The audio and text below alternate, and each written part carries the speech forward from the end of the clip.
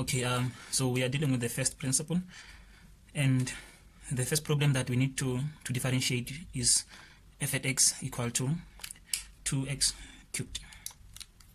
Now, I would always advise that before you apply the first principle, you differentiate this problem using the power rule, and then you would get 6x squared.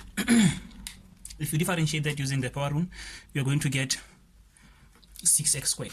By doing this, you already know the answer that you're supposed to get here using the first principle, so that after all the work that you're going to do here, you are certain that you're going to get the marks. I'm not saying you should do anything throughout the work and then you just write the right answer, because you will still lose a lot of marks.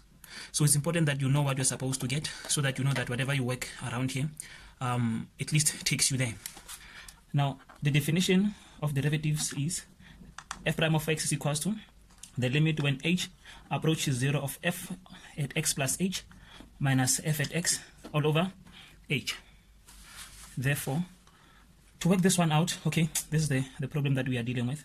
So let's start by solving f of x plus h first. So we're going to have f of x plus h. This will be equal to, wherever we see x, we substitute x plus h in our particular equation. So we have 2 into x plus h raised to a power of 3.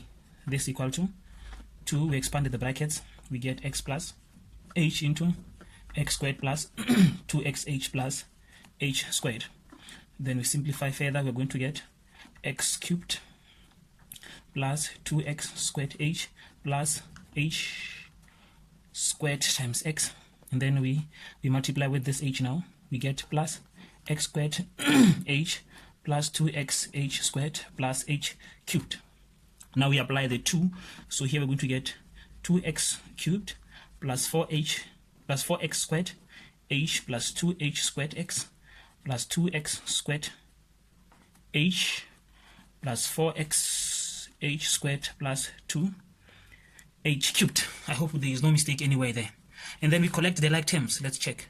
We have 2x to the power of 3. There's no like term even with this one, so we write it as it is, as 2x to the power of 3, 4x squared h, 2x squared h.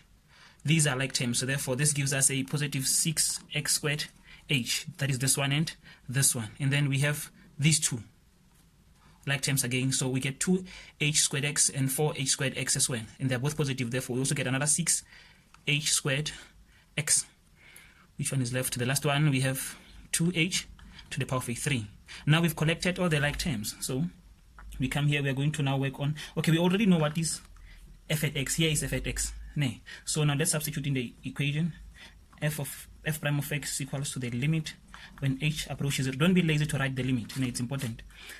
Therefore, this is f at x plus h. So we substitute 2. Okay, 2x cubed plus 6x squared h plus 6h squared x plus 2h cubed minus f of x, which is this one, which is 2x cubed.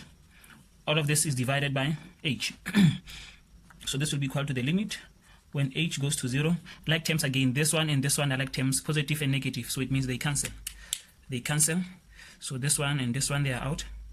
So we are now left with 6x squared h plus 6h squared x plus 2h cubed all over h. So we take out the common factor of h, we'll be left with 6x squared plus 6h x plus 2h squared. This divided by h. This h and this h, they divide. So the limit, okay, let's save time and space, because you can see we don't have both. Already we are left with 6x squared plus 6hx plus 2h squared. So here we say, therefore, the derivative is equal to, now we say h is approaching 0. Now when h approaches 0, x and 6, they become 0.